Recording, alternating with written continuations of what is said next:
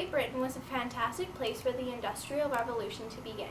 The population was growing rapidly since the 1600s. Farming equipment and technology was becoming easier to use, but there were farmers who could not afford this new technology, so they had to sell their farms and move to the city.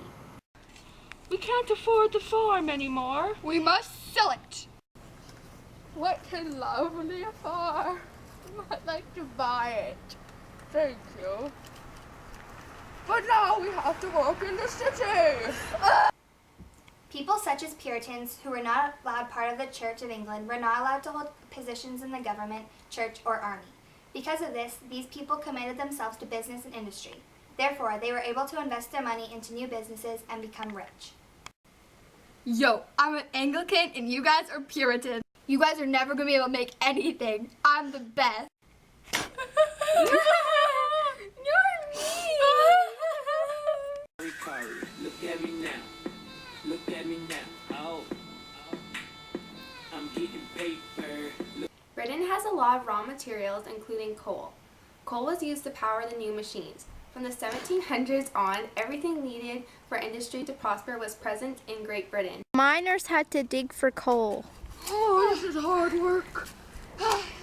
Sure is. The government said the land was free, but only rich people could afford to pay the fees.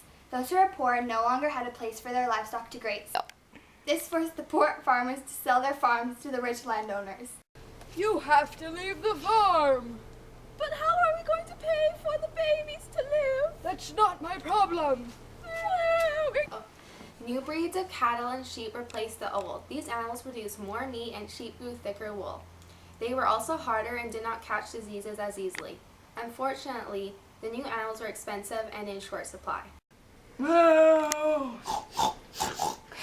Oh, no. In the English Parliament, there were two main parties.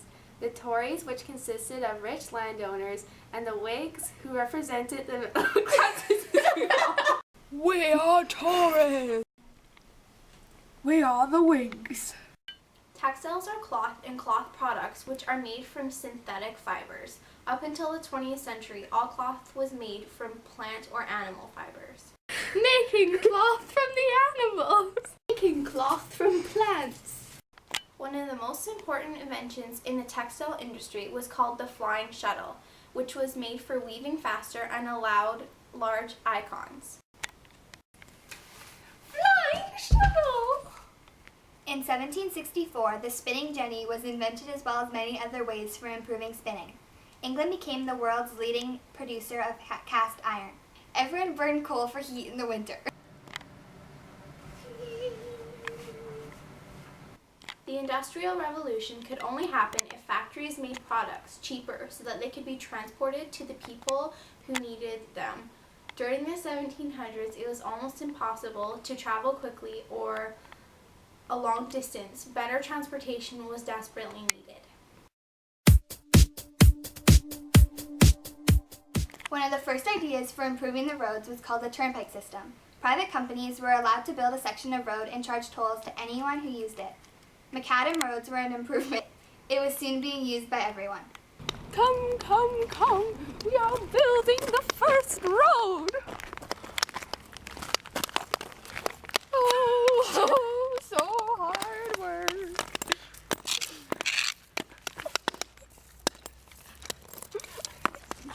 Look at this movement. It's going to be the best. By the early 19th century, over 4,000 kilometers of canals had been built.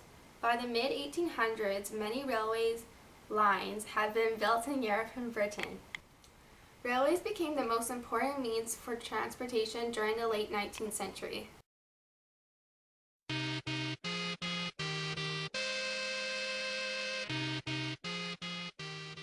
Many things are made in people's homes, including spinning and weaving. This was called cottage industry. Capitalists paid people to make certain products at home. There were many advantages to the cottage system. You could look after your family when working at home. The disadvantages are that it was a poor-paying job and you had to work many hours. I'd like to buy that pillow. Here you go. 2 pennies? I worked for weeks. This is pathetic. Industrial Revolution, the cottage system was obsolete. New machines were large, so they needed a factory for space and power. Thousands of people were needed to work in the factories. This made Britain wealthy. The factories were very unsafe and the work conditions were horrendous. My son, what is wrong? It's the factories. They're making me so sick. My son, I'll make you some soup. The upper class was called society. They attended the right schools, the right churches, and read the right book. People who worked in the trades or in a factory were considered the working class. Why does she have such nice clothes and I don't? Sweetie, it's because she's rich and we're poor. I'm sorry. Often, landowners used large number of women to do agricultural work such as weeding. Some women also worked in factories, and because there were so many of them, they were paid very poorly. This garden's gonna be so lovely. Beautiful.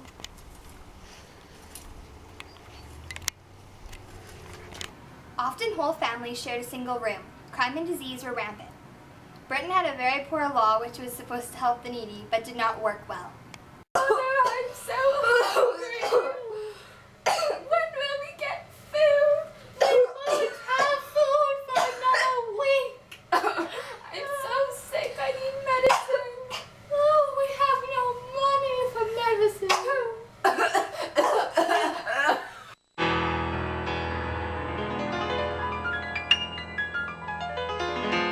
At first I was afraid, I was petrified. Kept thinking I could never live without you by my side. But then I spent so many nights thinking how you did me wrong. And I grew strong, and I learned